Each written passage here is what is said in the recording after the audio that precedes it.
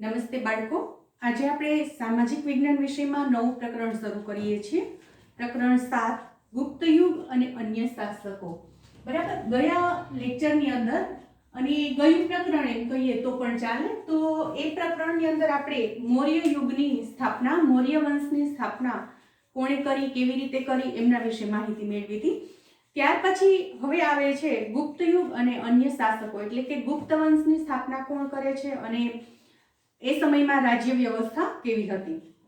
લગભગ ઈસુની 3જી સદીમાં, બરાબર. હવે જો અહીંયા ઈસવીસન પૂર્વે શબ્દ પૂરું થાય છે, ઈસવીસન પૂર્વે શબ્દ પૂરું થાય છે એટલે કે ઈસવીસન ની 3જી સદીમાં. અત્યાર સુધી આપણે શું જોયું કે ઈસવીસન પૂર્વે આટલાથી આટલા વર્ષ સુધી આ રાજાએ શાસન કર્યું, પણ હવે ઈસવીસન પૂર્વે, પૂર્વે શબ્દ નીકળી જશે, ફક્ત આવે છે ઈસવીસન. બરાબર. ઈસવીસન એટલે શું? ઈસુની 3જી સદીમાં, ઈસુ ખ્રિસ્તના જન્મ પછીનો જે સમય છે એ સમય, ઈસુની 3જી સદીમાં મગધની અંદર પ્રભાવશાળી એવા ગુપ્ત વંશની સ્થાપના થાય છે. બરાબર, અથવા તો ગુપ્ત વંશની સત્તા છે આવે છે. હવે ભારત પર જે શાસન છે એ છે ગુપ્ત વંશનું શાસન, ગુપ્ત વંશના રાજાઓનું શાસન. ગુપ્ત વંશે ભારતની અંદર રાજકીય એકતા અને સુરક્ષા સ્થાપી. જો એક અગત્યનું કામ કર્યું એમણે, રાજકીય એકતા સ્થાપવાનું, રાજકીય એકતા સ્થાપી, એમ જ સુરક્ષાની પણ વ્યવસ્થા કરી. બરાબર. આ ઉપરાંત શાંતિ, સલામતી એ બધું છે એ સમયમાં ગુપ્ત વંશના સમયમાં જોવા મળ્યું. સ્વાભાવિક છે કે જ્યારે શાંતિ, સલામતી હોય, લોકો છે પોતે પોતાને સેફ માનતા હોય, એટલે કે સુરક્ષિત માનતા હોય, એ સમયે ખૂબ જ ધ્યાનપૂર્વક વ્યાપાર છે કરી શકે, વ્યાપાર કરી શકે, પોતાનું જીવન છે નિર્ભય રીતે જીવી શકે. બરાબર. તો એના લીધેથી સ્વાભાવિક છે કે સમૃદ્ધિ આવે જ. તો રાજકીય એકતા આવી, સુરક્ષા આવી, શાંતિ અને સલામતી, અને આ બધાના પરિણામે સમૃદ્ધિ આવે છે ભારત દેશની અંદર. શું આવે છે? સમૃદ્ધિ. આ સમયમાં, ગુપ્ત વંશના સમયમાં ભારતની જે સમૃદ્ધિ છે એ પરાકાષ્ઠાએ પહોંચી હતી, એટલે કે ખૂબ જ સમૃદ્ધ ગણાતો ભારત દેશ છે. અને આ જે યુગ છે એ યુગને ભારતનો સુવર્ણ યુગ તરીકે ઓળખવામાં આવે છે. તમને 1 માર્કની અંદર પ્રશ્ન પૂછે કે કયા યુગને સુવર્ણ યુગ તરીકે ઓળખવામાં આવે છે, તો જવાબ આવશે ગુપ્ત યુગ. ગુપ્ત યુગને ભારતનો સુવર્ણ યુગ તરીકે ઓળખવામાં આવે છે. શા માટે સુવર્ણ યુગ તરીકે ઓળખાય છે? તો આ સમયે ભારતની અંદર શાંતિ, સલામતી, સમૃદ્ધિ, રાજકીય એકતા આ બધું છે ખૂબ જ જોવા મળતું હતું. ટૂંકમાં ફૂલ્યું ફાલ્યું હતું એમ આપણે કહી શકીએ. પરિણામે અહીંયા છે આપણને સુવર્ણ યુગ છે એમ કહેવામાં આવે છે. આ સમયે ભારત દેશની જે સમૃદ્ધિ છે એની પ્રશંસા ફક્ત ભારત પૂરતી જ મર્યાદિત નહીં, પરંતુ દેશ વિદેશ સુધી પ્રખ્યાત થઈ હતી. અને આના લીધેથી ઘણા જે વિદેશી મુસાફરો છે એ ભારતની મુલાકાતે પણ આવ્યા હતા અને ભારતની સમૃદ્ધિ પર એમણે પુસ્તકોની રચના પણ કરી હતી. એટલે કે ભારતની સમૃદ્ધિ વિશે એમણે લખાણ પણ લખ્યા હતા. તો ચાલો આપણે જોઈએ કે ગુપ્ત વંશ અને એમનો પ્રથમ સમ્રાટ કોણ હતો, કે ગુપ્ત વંશની સ્થાપના કરનાર કોણ હતું.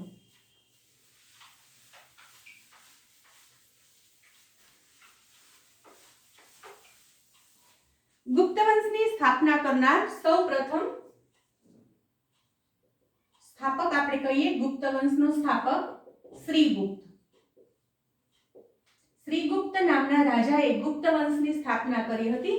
એનું ઉપનામ હતું રામગુપ્ત. ઉપનામ રામગુપ્ત. બરાબર. હવે ભારતના ઇતિહાસમાં આ જે ગુપ્ત યુગ છે એને સુવર્ણ યુગ કહેવાય છે. હમણાં જ આપણે જોયું કે સુવર્ણ યુગ કહેવાય છે.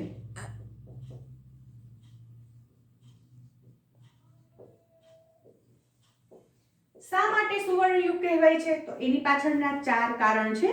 મંદિર નિર્માણની શરૂઆત આ યુગથી થઈ. અત્યાર સુધી ભારત દેશની અંદર મંદિર નિર્માણનું કામ થયું નહોતું. ગુપ્ત યુગથી ભારતની અંદર મંદિર નિર્માણની શરૂઆત થઈ. મંદિર નિર્માણની શરૂઆત થઈ. પછી બીજું કારણ છે ગ્રંથોની રચના.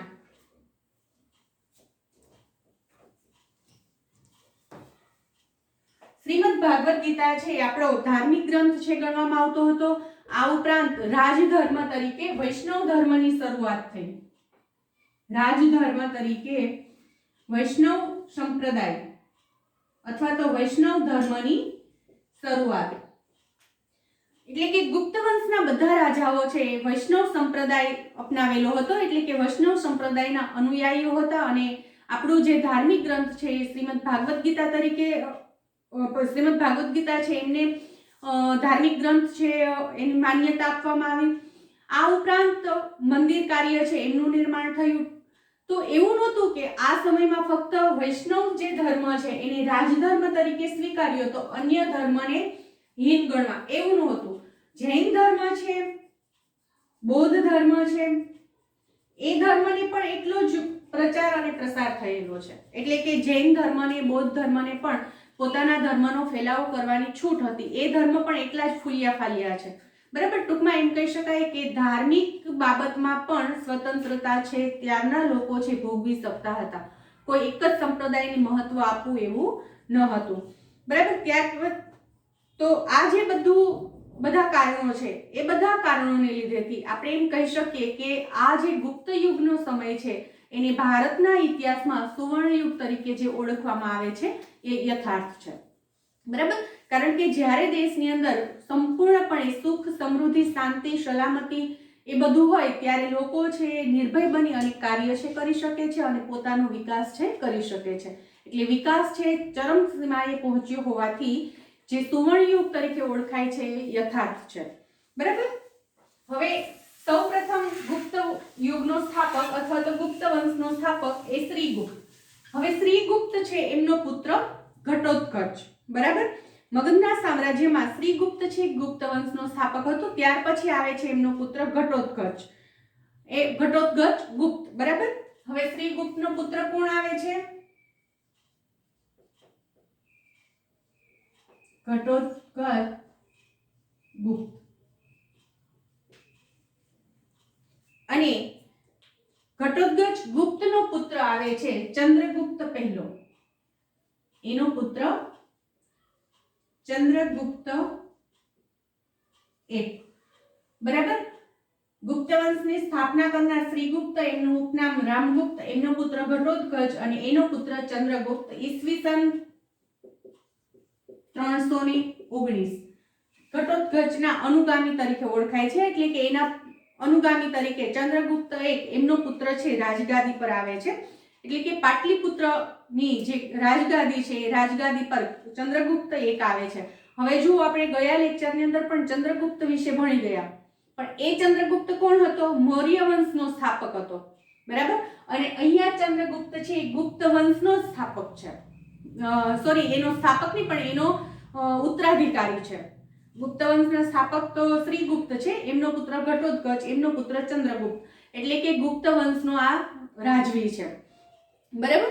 તો તે શક્તિશાળી લીછવી જાતિની કન્યા છે. કુમારદેવી સાથે લગ્ન કર્યા હતા. કોના લગ્ન થયા હતા? ચંદ્રગુપ્તના લગ્ન લીછવી જાતિની કન્યા સાથે થયા હતા. લીછવી જાતિની રાજકન્યા છે, રાજવી ઘરાનાની લીછવી જાતિની કન્યા કુમારદેવી સાથે થયા હતા.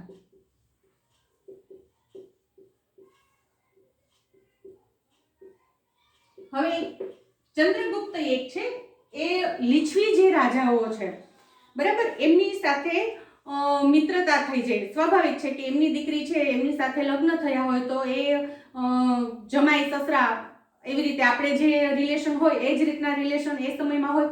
તો પરિણામે સ્વાભાવિક છે કે જે ઘરમાં આપણે આપણી દીકરી દીધી હોય તો એ દીકરીના ઘરની પ્રગતિ થતી હોય તો સ્વાભાવિક છે કે દીકરીના પિતા છે કે એમનું પિયર પક્ષ છે એમને સપોર્ટ કરવાનું છે. તો અહીંયા પણ આજે કુમારદેવી છે એ કુમારદેવીના ભાઈઓ છે, એમના પિતાજી છે, એ બધા છે ચંદ્રગુપ્ત એકને સહાય કરે છે. અને એમની સહાયને લીધેથી એ પ્રયાગરાજ, જે હાલનું અલ્હાબાદ તરીકે આપણે ઓળખીએ છીએ, અને સાંકેત એટલે કે અયોધ્યા, બરાબર, એટલે કે અલ્હાબાદ અને અયોધ્યા આ બંને છે જીતી લે છે. અલ્હાબાદ જે પ્રયાગરાજ અને અયોધ્યા એને સાકેત તરીકે એ સમયમાં ઓળખવામાં આવતું હતું. તો આ બંને પ્રદેશ છે જીતી લે છે અને પોતાના સામ્રાજ્યની સાથે એમને ભેળવી દે છે, એટલે કે પોતાના સામ્રાજ્યનો વિસ્તાર થાય છે. અને ટૂંકમાં એમ કહી શકીએ કે મગધનો વિસ્તાર છે એમણે કર્યો. તેમને મહારાજને બદલે મહારાજાધિરાજ એવું ગૌરવ પદ છે પ્રાપ્ત થયું. ચંદ્રગુપ્ત એક જેમને મહારાજા નહીં પરંતુ મહારાજાધિરાજ તરીકે ઓળખવામાં આવે છે. મહારાજાધિરાજ તરીકે એમને ઓળખવામાં આવે છે, એટલે કે મહારાજાધિરાજનું બિરુદ પ્રાપ્ત કરે છે. તે પોતાની સત્તા અને પ્રતિષ્ઠાની પ્રતીતિ કરાવવા સોનાના સિક્કા બહાર પડાવ્યા. જો સૌપ્રથમ કોણ સોનાના સિક્કા બહાર પડાવે છે? ચંદ્રગુપ્ત એક. એ સમયમાં એવું હતું કે જ્યારે કોઈ રાજા છે ને કોઈ રાજ્ય પર ચડાઈ કરે અને એ રાજ્ય છે જીતી લે ત્યારે પોતાની માનમાં પ્રતિષ્ઠામાં એ લોકો છે આવું નાણું છે બહાર પાડતા, ચલણ છે બહાર પાડતા, જેની અંદર પોતાના સામ્રાજ્યની છાપ એના પર હોય. બરાબર, તો એવા સોનાના સિક્કા છે ચંદ્રગુપ્ત એક બહાર પડાવે છે અને તેનો રાજ્યાભિષેક થયો ત્યારથી તેને ગુપ્ત સંવત શરૂ કરાવ્યો. એમનો રાજ્યાભિષેક થયો એટલે કે પોતે રાજગાદી આવ્યો ત્યાર પછી ગુપ્ત સંવત શરૂ કરાવે છે. એટલે કે ગુપ્ત સંવતની શરૂઆત કરનાર રાજા કોણ હતો? તો એ આવશે ચંદ્રગુપ્ત એક. અને ગુપ્ત સંવત શરૂ થયું ને ત્યાર પછીથી આપણે કાળક્રમ પ્રમાણે આ જે બધા રાજવીઓ થઈ ગયા એમને ગોઠવી શક્યા. બરાબર, એટલે કે આપણો જે હિન્દનો ઇતિહાસ છે એને કાળક્રમની ગણના એટલે કે કાળક્રમ અનુસાર ઐતિહાસિક બનાવોની ગોઠવણી છે શક્ય બની. કે જેમ કે પહેલા છે આપણે ભારત પર કોનું શાસન હતું, ત્યાર પછી કયો શાસક આવ્યો, એના પછી કોણ આવ્યો, એના પછી કોણ આવ્યો. તો એ ગુપ્ત સંવતની શરૂઆત થઈ ત્યાર પછીથી આપણે એને કાળક્રમ પ્રમાણે ઐતિહાસિક ઘટનામાં એમને ગોઠવી શક્યા છીએ. બરાબર, અને સૌરાષ્ટ્રમાં એ સમયે વલ્લભી રાજ્યના શાસક હતા, એ પણ આ ગુપ્ત સંવતનો સ્વીકાર કરે છે. ચંદ્રગુપ્ત પછી ચંદ્રગુપ્ત પહેલો, એના પછી આવે છે સમુદ્રગુપ્ત. સમ્રાટ સમુદ્રગુપ્ત ચંદ્રગુપ્ત એકનો પુત્ર.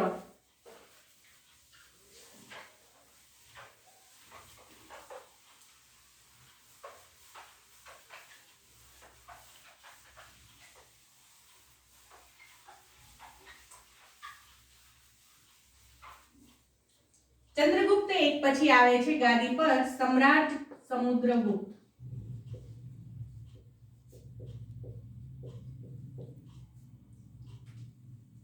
ચંદ્રગુપ્ત એકનો પુત્ર.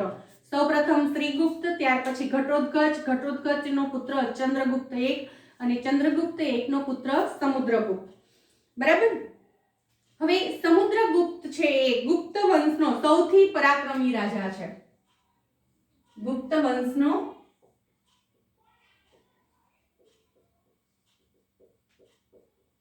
સૌથી પરાક્રમી રાજા. બરાબર, ત્યાર પછી આપણે કહીએ કે આ જે સમુદ્રગુપ્ત છે એને ભારતના નેપોલિયન તરીકેનું બિરુદ પ્રાપ્ત થયું છે.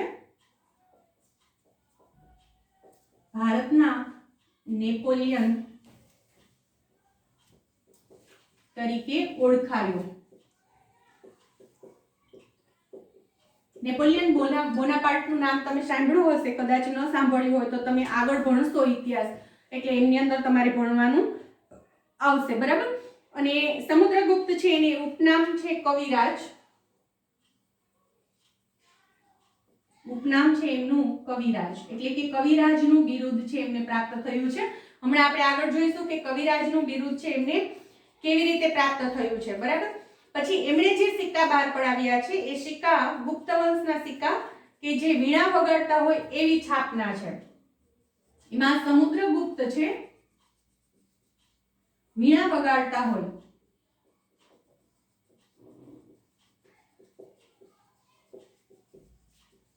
એવી છાપ છે એની અંદર. તો વીણા વગાડતા હોય એવી છાપ હોવાને લીધેથી એક બાબત એ પણ નક્કી થાય છે કે સમુદ્રગુપ્ત છે એ સંગીત પ્રેમી રાજા હશે. બરાબર, તો જે હાથમાં વીણા લઈને વીણા વગાડતા હોય તેવા સિક્કા એમણે બહાર પડાવ્યા હોય. ચંદ્રગુપ્ત પ્રથમ પછી એમનો પ્રતાપી પુત્ર સમુદ્રગુપ્ત છે રાજગાદી પર આવે છે. સમુદ્રગુપ્તના સમય સમયની માહિતી છે પ્રયાગરાજનો જે સ્તંભલેખ છે, પ્રયાગરાજમાં સ્તંભલેખ,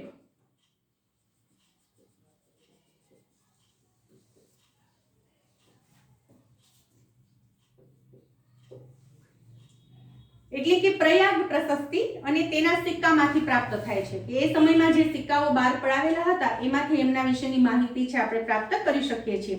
આ પ્રશસ્તિ રાજકવિ હરિસેણે રચી છે. પ્રશસ્તિ એટલે શું એ શબ્દનો અર્થ આપણને પહેલા ખબર હોવી જોઈએ. પ્રશસ્તિ એટલે થશે વખાણ. તો એ વખાણ છે, એ પ્રશસ્તિ છે, એ ગુણ છે, એ કોણે રચ્યા છે તો કે કવિ હરિસેન.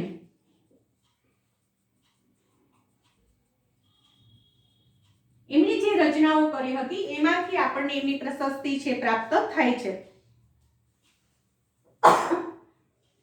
બરાબર. જેવી રીતે આપણે જુનાગઢની અંદર નરસિંહ મહેતા, આપણે જુનાગઢ છે એને એક બીજું નામ છે નરસિંહ નગરી તરીકે પણ ઓળખીએ છીએ. તો નરસિંહ મહેતા એમના વિશેની માહિતી, નરસિંહ મહેતા જે એમના આખી માહિતી છે ક્યાંથી આપણને પ્રાપ્ત થતી હોય તો એમના જે એમણે જે પદ રચેલા છે, જે ભજન છે બધા એમના પ્રભાતિયા છે એમાંથી આપણને પ્રાપ્ત થાય છે. બરાબર. તો એવી રીતે અહીંયા આપણને સમુદ્રગુપ્ત વિશેની જે માહિતી છે એ માહિતી એ સમયમાં હરિસેન નામની જે વ્યક્તિ છે, રાજકવિ હતા એ હરિસેન, એમની જે પ્રશસ્તિ, એમને જે વખાણ કરેલા છે, એમનું કંઈક સાહિત્ય લખેલું હશે એમાંથી પ્રાપ્ત થાય છે. તેમાં સમ્રાટ સમુદ્રગુપ્તના દિગ્વિજય અને સાંસ્કૃતિક સિદ્ધિઓ વર્ણવી છે. ફક્ત વિજય જ પ્રાપ્ત કર્યું નહીં, દિગ્વિજય પ્રાપ્ત કર્યું, એટલે કે એનું શાસન છે આખા ભારતમાં લગભગ ફેલાયેલું હતું. જ્યાં જ્યાં પોતે છે ચડાઈ કરે ત્યાં પોતાનો વિજય ચોક્કસ જ હોય. બરાબર. તો એમની જે સંસ્કૃતિ છે, એમના જે દિગ્વિજયો છે એ આપણને એમની સિદ્ધિઓ વર્ણવી છે.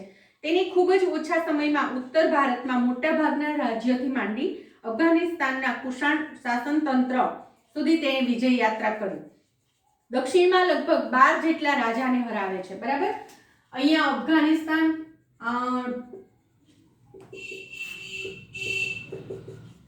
ભારતનો નકશો કંઈક આપણને આવો જોવા મળે છે.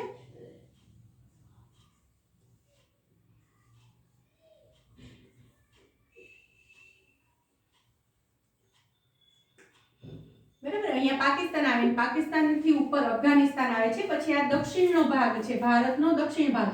તો અહીંયા લગભગ 12 જેટલા રાજાઓની સાથે યુદ્ધ કરે છે. લગભગ દક્ષિણ ભારતમાં 12 જેટલા રાજાઓ સાથે એમનું યુદ્ધ થાય છે અને એની અંદર પણ પોતે વિજય છે પ્રાપ્ત કરે છે. દક્ષિણમાં આ યુદ્ધ થયેલું છે. તેમણે આ રાજાઓને હરાવીને એમના રાજ્ય ખાલસા કરવાને બદલે ખંડી રાજા તરીકે એમની ફરી પાછી નિયુક્તિ કરી.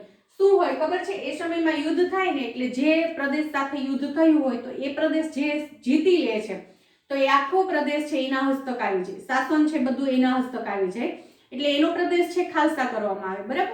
તો અહીંયા છે આ રાજા સમુદ્રગુપ્ત એવું નથી કરતો, પરંતુ એને ખંડી રાજા તરીકે એમની નિમણૂક કરવામાં આવે છે અને ડહાપણપૂર્વક એમને પુનઃ પ્રસ્થાપિત કરે છે, એટલે કે ફરી પાછું એમને જે એ રાજ્યનો કારભાર સંભાળવા માટે આપે છે. રાજ્યનો વહીવટ ચલાવવા માટે રાજ્યપાલ અને અધિકારીઓની નિમણૂક કરવામાં આવતી હતી એ સમય. અત્યારે પણ આપણે રાજ્યપાલ હોય છે ને, મુખ્યમંત્રી અને રાજ્યપાલ રાજ્ય લેવલે, કેન્દ્ર લેવલે રાષ્ટ્રપતિ અને વડાપ્રધાન. બરાબર. તો એ સમયમાં પણ રાજ્યપાલ અને અન્ય અધિકારીઓની વહીવટી ક્ષેત્રે વ્યવસ્થિત વહીવટ થઈ શકે એના માટેથી નિમણૂક છે કરવામાં આવતી હતી. સમુદ્રગુપ્ત છે મહાન વિજેતા અને સંસ્કારી સમ્રાટ હતો. તેની સાહિત્યિક સિદ્ધિઓ તથા ચારિત્ર પણ નોંધપાત્ર હતા. તેણે અનેક કાવ્યની રચના કરી કવિરાજનું બિરુદ મેળવ્યું હતું. જો આ ઉપરાંત એમને એક બીજું બિરુદ મળે છે, ઉપનામ જે આપણે અહીંયા જોયું હતું કે ઉપનામ એમને કવિરાજનું ઉપનામ મળે છે. શા માટે?